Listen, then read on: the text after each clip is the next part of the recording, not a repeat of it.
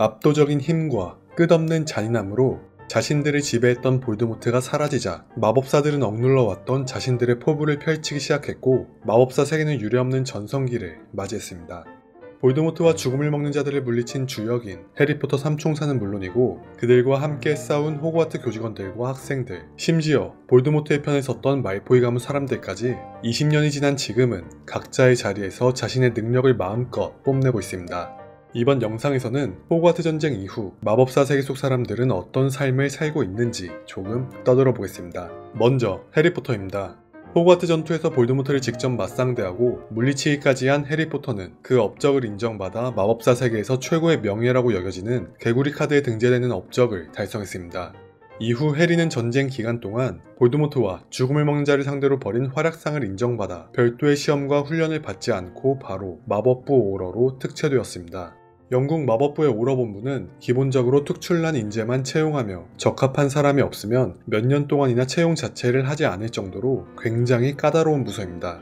일단 상위 1%의 성적을 받아야만 지원할 수 있고 서류가 통과됐다고 하더라도 3년 이상 기본 훈련을 받은 뒤 실기 시험까지 통과해야만 오러가 될 수 있습니다. 그래서 이런 과정을 거치지 않고 바로 오러에 특채된 해리는 정말 엄청난 특혜를 받은 것이나 다를 바가 없죠. 마법부 총리에 새로 임명된 킹슬리 샤클볼트가 많은 사람들에게 박탈감을 줄 수도 있는 이런 파격적인 인사를 단행한 이유는 마법사 전쟁 기간 동안 볼드모트에 대항하여 살아남은 해리가 선별 과정을 거치지 않아도 이미 오러 자격이 충분하다고 판단했기 때문입니다. 오러로 취직하면서 안정적인 직업을 갖게 된 해리는 자신의 연인 지니 위즐리와 100년 가약을 맺습니다.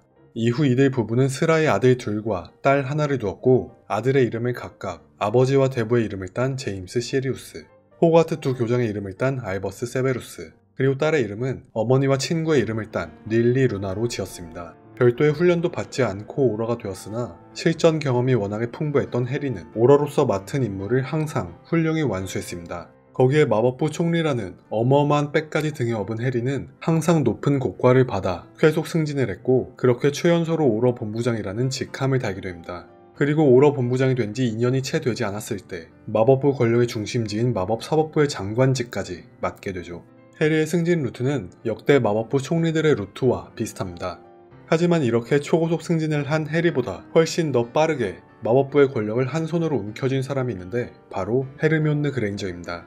호그와트 전쟁이 끝난 후 헤르미온느가 가장 먼저 한 일은 부모님의 기억을 되살리는 일이었습니다.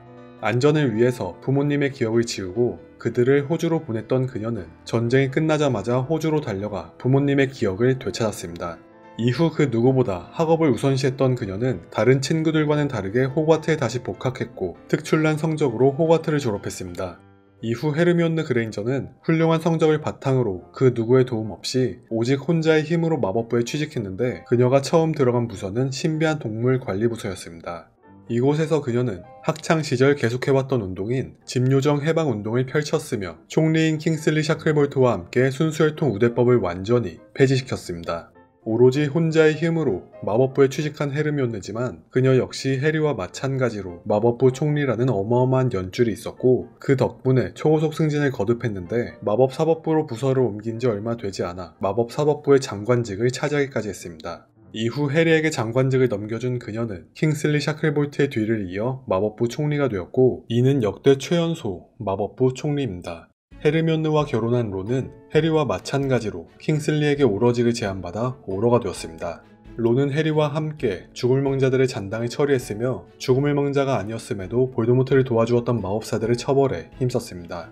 헤르미온느와 론 그리고 해리포터는 마법부에서 강한 유대관계를 유지했고 이들 모두 건강한 마법 세계를 만들기 위해 그 누구보다 힘썼습니다. 2년 뒤 론은 마법부에 사표를 내고 자신의 형인 조지 위즐리의 장난감 가게에 취직합니다. 마법부에 있으면 해리와 함께 초고속 승진이 보장되어 있는 론이 사표를 내자 악질 기자 리타 스키터는 론이 해리의 그림자 속에 있는 게 지긋지긋해서 결국 정신병에 걸려버렸다 라는 기사를 쓰기도 했는데 위즐리의 장난감 가게가 영국 마법사 세계의 모든 장난감을 담당하고 있을 정도로 어마어마한 대기업이라는 것을 생각해보면 론의 선택이 마냥 틀렸다라고는 할 수 없습니다. 론의 입장에서는 어차피 마법부 총리직을 달게 될 아내가 있으니 위험한 오러직을 고집하기보다는 비교적 편하고 돈도 훨씬 더 많이 버는 장난감 가게에 취직한 것이죠. 이후 조지 위즐리와 함께 대기업 공동 CEO가 된 론은 헤르미온느와 행복한 결혼 생활을 유지했으며 슬하에 1남 1녀를 두었습니다. 다른 위즐리 가문 사람들 역시 각자의 위치에서 모두 성공적인 삶을 살고 있습니다. 먼저 가장인 아서 위즐리는 전쟁 이후 자신의 원래 부서인 먹을제품 오용 관리과에 복직했습니다. 이후 불사조 기사단에서 동고동락했던 동료이자 마법부 총리 킹슬리 샤클볼트의 제안으로 마법 집행부로 부서를 옮겼고 은퇴하기 직전에는 마법 집행부의 고위직까지 올라가기도 했습니다. 위즐리 가문의 첫째 아들 빌 위즐리는 그린고트 은행의 저주 차단 전문가로 명성을 떨쳤습니다. 플루에르 델라크루와 결혼한 빌은 세 자녀를 두었는데 호그와트 전투기념일에 태어난 첫째의 이름을 승리를 뜻하는 프랑스어 빅투아르로 짓기도 했죠. 사람보다 용에 더 관심이 많았던 위즐리가의 둘째 찰리 위즐리는 결혼도 하지 않고 용 연구에 매진해 세계적으로 유명한 용 전문가가 되었으며 한때 엄브리지의 편에 섰던 셋째 퍼시 위즐리는 자신의 동생 프레드 위즐리의 죽음을 경험한 뒤 과거 자신의 행동을 깊이 반성하며 후회하였고 마법사 전쟁에서 목숨을 걸고 볼드모트에 대항해 맞서 싸웠습니다. 이후 그 공로를 인정받은 퍼시는 킹슬리 샤클볼트의 제안으로 개편된 마법부에 복직했습니다. 본래 뛰어난 두뇌를 가지고 있었던 퍼시는 승진에 승진을 거듭해 마법교통부 장관직까지 차지했죠. 위즐리의 고명딸 지니 위즐리는 자신의 장기를 살려 퀴디치 프로 선수로 이름을 날렸으며 해리와 결혼한 뒤에는 프로를 은퇴하고 예언자일보 퀴디치 전문기자가 되었습니다. 볼드모트의 마지막 호크룩스인 네기니를 없애 전쟁을 승리로 이끈 네빌 롱바텀도 해리포터 트리오와 함께 개구리 초콜릿 카드에 등재되는 영예를 얻었습니다. 이후 네빌 역시 오러직을 제안받아 오러로 활동했으나 적성에 맞지 않았는지 금방 퇴직했고 퇴직한 후에는 미네르바의 제안을 받아 호그와트에 취직했습니다. 약초학 부교수가 된 네빌은 포모나 스프라투와 함께 학생들을 가르치면서 자신이 개구리 초콜릿 카드에 이름을 올린 것을 학생들에게 자랑하곤 했습니다. 네빌은 학창시절 덤블도어의 군대에서 함께 활약했던 한나 에벗과 결혼했으며 슬하에 자녀를 두지는 않았으나 자신의 절친인 해리포터의 부탁으로 해리의 둘째 아들 알버스 포터의 대부가 되어주었습니다. 포모나 스프라우트가 교수직을 내려놓은 후 약초학을 오롯이 맡게 된 네빌은 미네르바가 교장이 되면서 공석이 된 그리핀도르 기숙사의 사감자리에 앉게 되었습니다. 드레이코 말포이가 10대에 겪은 많은 사건들은 그의 인생을 완전히 바꿔놓았습니다. 말포이는 수많은 공포와 절망을 경험했고 그의 가족이 믿었던 모든 것이 한순간에 무너지는 것을 목격하기도 했습니다. 말포이 가문은 마지막 순간 볼드모트를 배신하면서 아즈카반에 투옥되는 것을 간신히 면할 수 있었습니다. 전쟁 이후 말포이는 어렸을 때부터 교육받아왔던 순수혈통에 대한 모든 것을 내려놓았습니다. 하지만 그의 부모 루시우스와 나시사는 끝까지 순수혈통에 집착했고 자신의 아들 드레이코 말포이의 바뀐 가치관에 분노하기도 했습니다. 하지만 말포이는 부모님의 분노를 티끌 만큼도 신경 쓰지 않았죠. 이는 어렸을 때 루시우스를 너무나도 무서워했던 말포이에게 전혀 기대할 수 없었던 모습이었습니다. 말포이는 슬리데린 동창생인 그린그레스와 결혼했습니다. 그린그레스는 가문에 내려져온 저주 때문에 아이를 낳게 되면 수명이 짧아져 오래 살지 못하게 됩니다. 아내를 너무나도 사랑했던 말포이는 말포이 가문의 혈통이 자신에 대해서 끊어져도 좋으니 아이를 낳지 말자고 말하기까지 했습니다. 마법사 세계에서 명문가로 소문나 있는 말포이 가문에서 태어난 그가 대를 잇지 않아도 괜찮다고 말하는 것을 보면 그가 아내를 얼마나 사랑하는지를 알 수 있습니다. 하지만 말포이는 그린그레스의 고집을 꺾지 못했고 결국 이 둘 사이에 자식이 태어나게 됩니다. 이 둘 사이에서 태어난 자식 스콜피우스 말포이는 부모님의 가치관을 그대로 이어받아 혈통에 대한 편견 없이 올바르게 성장했습니다. 드레이코 말포이와 해리포터는 학창시절보다는 원만한 관계가 되었으나 가깝게 교류하진 않았습니다. 하지만 이들의 아들 스콜피우스 말포이와 알버스 포터는 그 누구보다 가까운 친구 사이가 되었죠. 볼드모트의 몰락 이후 죽음을 먹는 자들 대부분은 아즈카반에 수감되었습니다. 과거 볼드모트가 해리포터를 죽이려다 육체를 잃었을 때 죽음을 먹는 자들이 처벌을 회피했던 수단인 임페리우스 저주에 걸려서 어쩔 수 없었다 같은 거짓은 통하지 않았습니다. 특히 돌로레스 엄브리지는 볼드모트의 편에서 머글태생을 핍박한 죄로 아즈카반 종신형을 선고받았죠.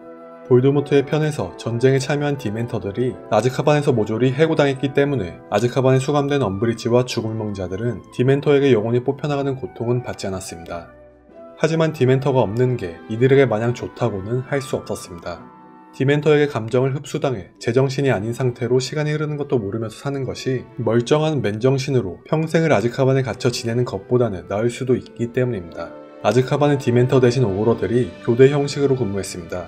오러부서에 있었던 해리와 친구들 역시 아즈카반에 파견되었고 엄브리지의 처참한 꼴을 지켜봤죠. 시간여행 장치의 부작용으로 뒤틀린 세계관에서는 이들 모두의 미래가 바뀌기도 했습니다.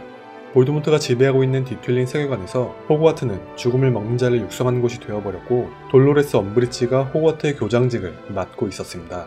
상상만 해도 정말 최악의 호그와트죠. 뿐만 아니라 해리포터는 볼드모트와 최후의 결전에서 볼드모트에게 패배해 사망했고 해리포터라는 단어가 마법사 세계에서 가장 심한 욕으로 쓰이고 있었습니다. 이 세계관에서 그나마 한 줄기 위안이 되었던 것은 세베루스 스네이프가 살아있었고 그가 볼드모트 대항군의 지도자로 사람들을 이끌고 있었던 사실뿐이었습니다. 또 다른 세계에서는 헤르미온느가 마법부 총리가 아닌 어둠의 마법 방어술 교수가 되어 있었고 그녀의 남편이었어야 할 론은 무도회 파트너였던 파드마 패틸과 결혼한 상태였죠. 뒤틀린 세계관에 관한 내용은 해리포터와 저주받은 아이 편의 내용이며 더 자세한 이야기는 저의 다른 영상을 보시면 알 수 있습니다. 영상 봐주신 여러분들 감사합니다. 지금까지 쭈무였습니다.